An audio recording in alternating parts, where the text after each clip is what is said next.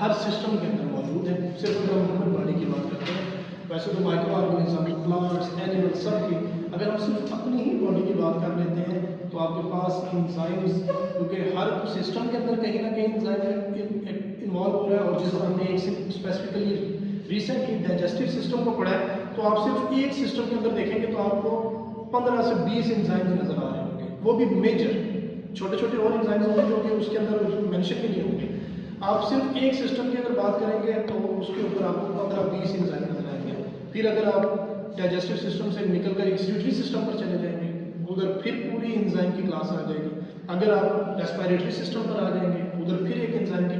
तो इस बेस के ऊपर हम क्या करते हैं, उनको केमिकली क्लासीफाई करते हैं। क्या करते हैं? केमिकली क्लासीफाई करने का ये फायदा हो जाता है कि हम क्या करेंगे, सिस्टम से बाहर आ जाएंगे, केमिस्ट्री के तौर पे केमिकली जो रिएक्शन उस तरह से होगा वो उसी के अंदर आ जाएगा। सबसे पहले उसके अंदर आ जाते हैं जी ऑक्सीडो रिडक्टेसेस।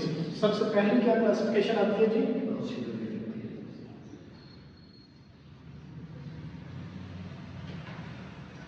अब एजिस ऑलरेडी आप लोगों के साथ डिस्कशन हो चुका कि एजिस क्या होता है।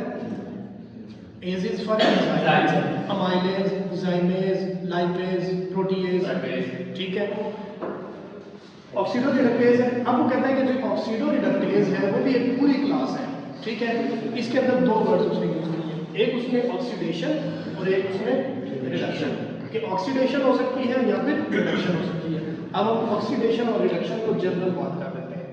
आपके पास ऑक्सीडेशन और रिडक्शन। ऑक्सीडेशन क्या होता है? एडिशन ऑफ ऑक्सीजन और ये क्या होगा? Removal of oxygen. ये होगा रिमूवल ऑफ हाइड्रोजन और ये क्या होगा? Addition of hydrogen. मतलब एक सिंपल अगर हम बात करते हैं तो ऑक्सीडेशन और रिडक्शन का एडिशन और रिमूवल ऑफ के साथ है। फिर इसके अलावा आपके पास एक आपने याद रखनी है एक लाइन जिसको आप कहते हैं ऑयल रिग। क्या है जी? Oil rig. Oxidation is loss of electron. Oxidation is loss of electron. Reduction is gain of electron. ठीक है, ऑयल रिंग याद रखना, निमोनिक्स होते हैं कि ऑक्सीडेशन में क्या होगी? लॉस होगा इलेक्ट्रॉन का, और रिडक्शन में क्या होगा? Gain electron. तो ये आपकी definition. Oxidation is loss, OIL, oxidation is loss, reduction is gain. ठीक हो गया। अब आपके पास क्या हो जाएगा जी? इसके अंदर फर्दर वो कहता है ऑक्सीडो रिडक्टेसेस में ऑक्सीडेजेस, रिडक्टेसेस, फिर डिहाइड्रोजनेज है। ये तमाम आपके पास जो है वो किस क्लास में आते हैं? ऑक्सीडो रिडक्टेसेस आते हैं। सेकंड हमारे पास आ जाते हैं ट्रांसफेरेजेस। सेकंड क्लास क्या आती है?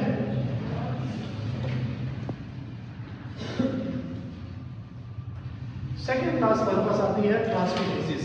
ट्रांसफेरेजेस ट्रांसफर से, जैसे वो ऑक्सीडेशन और रिडक्शन है उसी से enzyme that catalyse the transfer of a functional group. Transfer of a functional group. अब फंक्शनल ग्रुप हमने ऑलरेडी डिस्कस किए होंगे कि हमारे पास जी केमिस्ट्री के अंदर बहुत से फंक्शनल ग्रुप हैं। उनके अंदर अगर हम सीधा सीधा से दो चार बात करें, अल्कोहल है, कार्बोक्सिलिक एसिड है, अमाइन है, एल्डिहाइड है, कीटोन है, अमाइड है, ईस्टर है, ईथर है, पूरी क्लास है।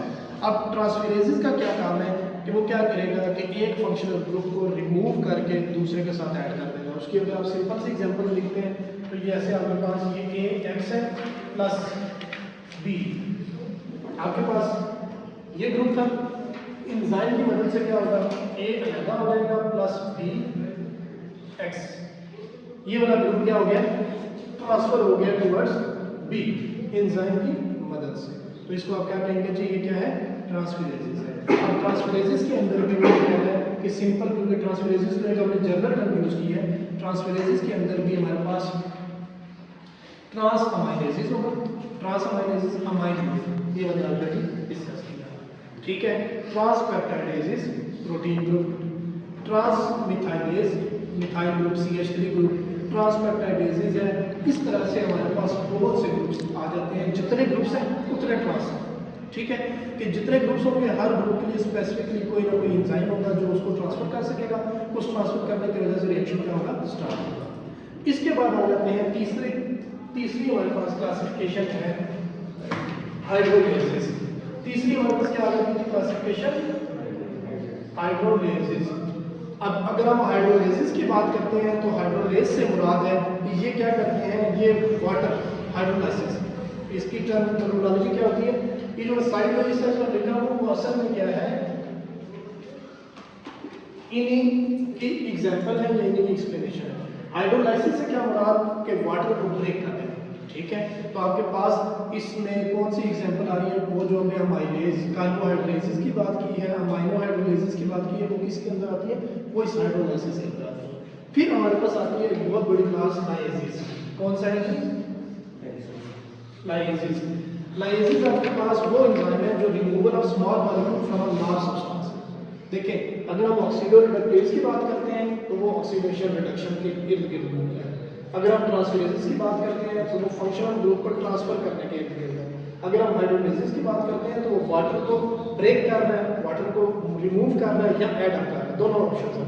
अगर हम लाइसिस की बात करते हैं तो वो कहते हैं कि अगर कोई बहुत बड़ा ग्रुप है उसमें से स्मॉल ग्रुप को रिमूव किया जाए और उसकी जगह किसी और चीज़ को ऐड अप कर दिया जाए, तो ये आपके पास क्या होते हैं कि लाइसिस होते हैं। ठीक है, फिर आते हैं आइसोमेरेसिस। नेक्स्ट हमारे पास क्या आ जाते हैं, आइसोमेरेसिस। आइसोमेरेसिस के लिए पहले आपने आइसोमर पढ़ना है। क्या है जी, आइसोमर। आइसो मीन सेम, मर मीन स्ट्रक्चर। आपके पास क्या होते हैं कि डिफरेंट जो केमिकल स्ट्रक्चर होते हैं वो एक दूसरे के क्या होते हैं, आइसोमर होते हैं। उनका मॉलिक्यूलर फार्मूला सेम होता है लेकिन उनके स्ट्रक्चर में क्या होता है, डिफरेंस होता है। उस बेस पे आइसोमेरेसिस होता है। उस बेस पे क्या होता है जी, आइसोमेरेसिस। अब आइसोमेरेसिस क्या कर रहे थे, आइसोमराइजेशन कर रहे थे। आइसोमराइजेशन क्या मुराद है कि उनको डिफरेंट आइसोमर में कन्वर्ट करते हैं। ग्लूकोज 6 जो आपके पास है, ग्लूकोज 6 फ्रुक्टोज को, ग्लूकोज 6 फॉस्फेट को फ्रुक्टोज 6 फॉस्फेट में कन्वर्ट करने के लिए आइसोमेरेज एंजाइम यूज होगा। ठीक है, अच्छा नेक्स्ट आपके पास लास्ट आ जाता है वो है लाइगेजेस, मोस्ट इंपॉर्टेंट है। देखें, लाइगेज ब्रेक कर रहा है, बड़े ग्रुप में से छोटा ग्रुप निकाल रहा है। लाइगेज छोटे छोटे ग्रुप्स को मिलाकर बड़ा ग्रुप बना रहा है। क्योंकि हमारी बॉडी के अंदर दोनों फंक्शन हो रहे होते हैं, ब्रेक डाउन भी होना होता है जिसको हम कैटाबॉलिज्म और एनाबॉलिज्म। मेटाबॉलिज्म है ना, तो उसमें दो फंक्शन होते हैं, कैटाबॉलिज्म होता है ब्रेक डाउन और एनाबॉलिज्म होता है छोटे ग्रुप से बड़ा ग्रुप बनना। तो लाइगेजेस क्या कर रहा होता है, लाइगेज और लाइगेज एक दूसरे के ऑपोजिट काम कर रहे होते हैं। लाइगेज ब्रेक डाउन करता है, लाइगेज उससे बिल्ड अप कर रहा होता है।